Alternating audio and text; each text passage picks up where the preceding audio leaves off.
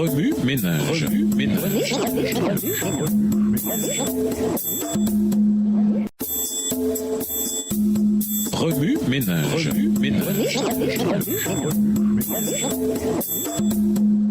Bienvenue dans votre émission Remue ménage. Voilà la leçon de mardi, la parole sûre de la prophétie. Lisons 1 Pierre 1, verset 13. 1 Pierre 1, le verset 13, c'est pourquoi affermissez votre pensée, soyez sobre et ayez une parfaite espérance en la grâce qui vous sera apportée lors de la révélation de Jésus-Christ. C'est Pierre qui, appelé à être un apôtre du Seigneur Jésus-Christ, 1 Pierre 1, verset 1, a rédigé les deux épîtres qui portent son nom. Ce pécheur impulsif, effronté et sûr de lui était aussi un disciple sincère, aimant et fidèle.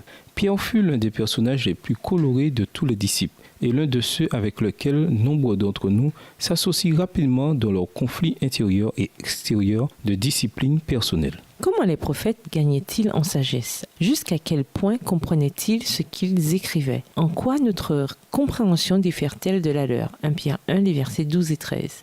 Qu'est-ce que Pierre a dit quant à ce que la Bible est? 1 Pierre 1, les versets 19 et 21. Et n'est pas au verset 16, 20 et 21. Que vous apprend la façon dont la Bible nous est parvenue? Au verset 20 et 21. Les Écritures, nous rappelle Pierre, sont inspirées de Dieu. Ainsi, nul ne peut prétendre qu'une partie est inspirée et l'autre pas. Mais qu'entend-on par inspiré ou insufflé par Dieu? La parole inspirée de Timothée 3, verset 16, nous vient du grec théopneustos.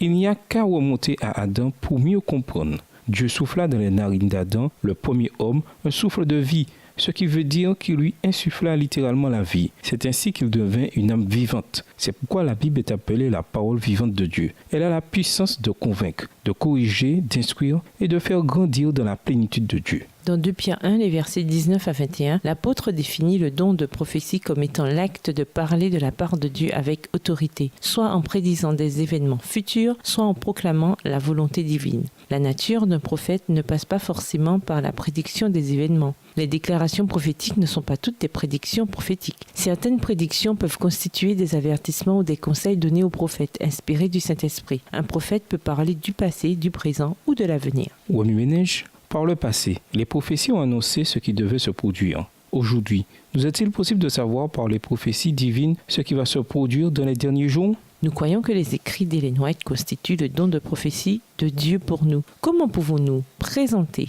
de façon pratique cette vérité à ceux dont la croyance diffère de la nôtre? Au revoir. Et à demain si je veux. Remue ménage. Remue ménage.